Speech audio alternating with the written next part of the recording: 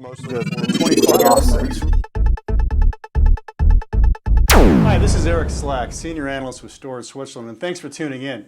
Today we're going to talk about the economics of object storage with Russ Kennedy, VP of Product Strategy with CleverSafe. Hey Russ, thanks for coming by. You're welcome, Eric. Thanks for letting me be here. You know, object storage architectures like CleverSafe's information dispersal really produce an economics that makes big projects like the cloud, for example, really makes them work, and kind of really makes that technology viable. I'd like to have you talk about the cost comparisons between object storage and traditional storage systems.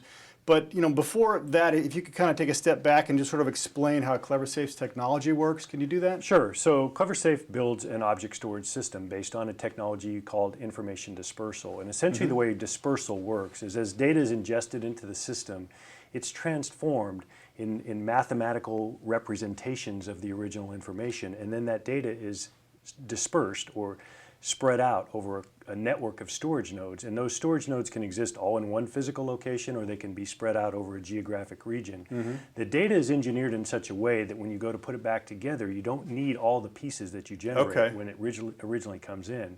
What that means is that you can simultaneously lose some pieces of the data. Disk drives can fail, storage nodes can fail, pieces of the network can be down, and yet your data is still available. It's still reliable and it's still available.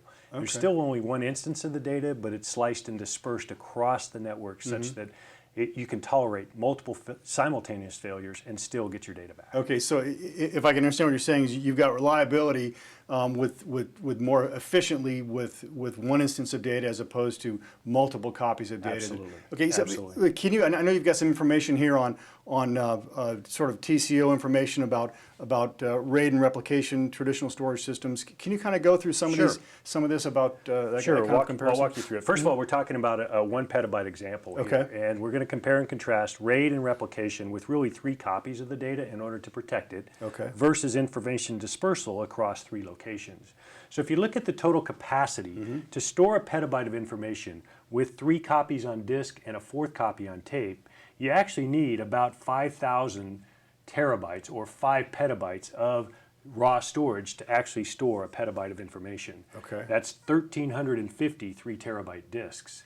If you compare that to dispersal, dispersal stores one instance of the data on actually 1.6 terabytes of raw, or 1.6 petabytes of total capacity, 1,600 terabytes if you will, and uses significantly less 3 terabyte disks. So it's the same amount of information. Here, 1,300 3 terabyte disks, here 534 3 terabyte big capacity disks. savings. Yeah, and if you just do the math, the total savings is 60% or 60% more efficient to store information in a dispersal manner than it is to store it with replication and a 4th copy on tape. Okay, so what does that do for cost? How does that translate out to cost savings? Let's say if you're buying this storage, you're spending 3x plus the amount of capacity that you would need to actually physically and reliably store this information on a dispersed storage system. Okay. So significantly more efficient from a and cost then perspective. You've got a total cost column here. Sure. What does that Sure. So let's go through the total cost column here now. So again, as I mentioned, to get data reliably stored on a RAID system or RAID and replication system, you're going to store 3 times the amount of data. You're going to have 3 times the amount of hardware to do that, plus a 4th copy you're going to store on tape. So it's 4x the amount of data that you're going to store. You're probably going to have more people that you have to manage because you're now managing multiple systems. You're managing the failures and the problems associated with those multiple systems. You're certainly going to have more power to store that data. You're going to have to cool more disk drives and et cetera. You may have to have more networking to keep everything in sync. So this is an infrastructure and overhead piece as well. Absolutely, and significantly costly in terms of storing data. Compare that to dispersal. Again, the total amount of dispersal is 1.6 times the original data. So it's significantly less than 3 times or 4 times if you put a copy on tape. You can actually, with an object storage, dispersed storage system, you can actually manage it very efficiently because it doesn't take a whole lot from a person management perspective. So you can save on people costs as well. FTE is full-time equivalent. Equivalents, employee. Yes. Because you're storing physically less bits on physically less hardware, you're going to require less power, you're going to require less cooling, you're going to require less network because you're only moving pieces of data around the network. So you're going to save on those infrastructure costs as well. And so when you bottom line it, total cost savings is about 80 to 90% just in this comparison on a petabyte of data.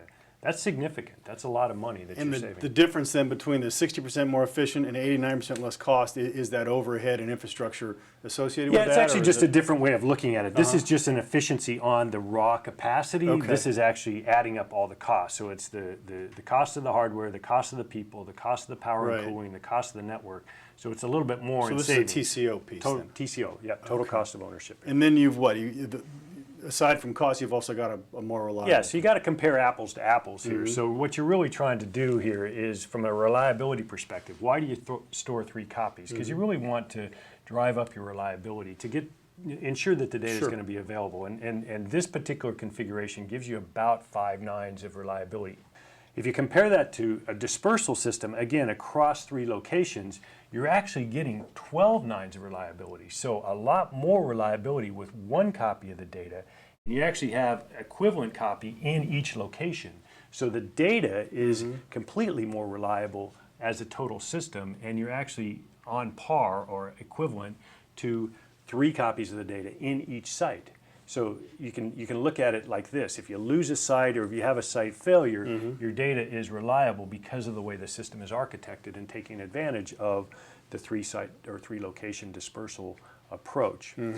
Bottom line, what that looks like is for every 9 of reliability, it's about 100x in terms of reliability of the information. So the delta here of 7 nines, you're about 100 million times more reliable with a dispersal system at a lower cost and a more efficient use of storage than you are with traditional storage and RAID and replication. So this is really not sort of a linear sort of comparison where these 2 things are the same and information dispersal just cost less. We've also got a completely different reliability. Yeah, significantly more reliable by using dispersal. Okay, which makes sense. I mean, the people who are doing these kinds of large infrastructures can't really afford to have customer data or any of those, because these are the people who need that kind of reliability. Oh, sure, absolutely. I mean, and you're also talking about a very, very, starting at a very large point. And, starting in the petabyte. And most people are, if they're in that range, they're growing probably significantly as well. So they'll be at tens of petabytes, hundreds of petabytes in the not too distant future. So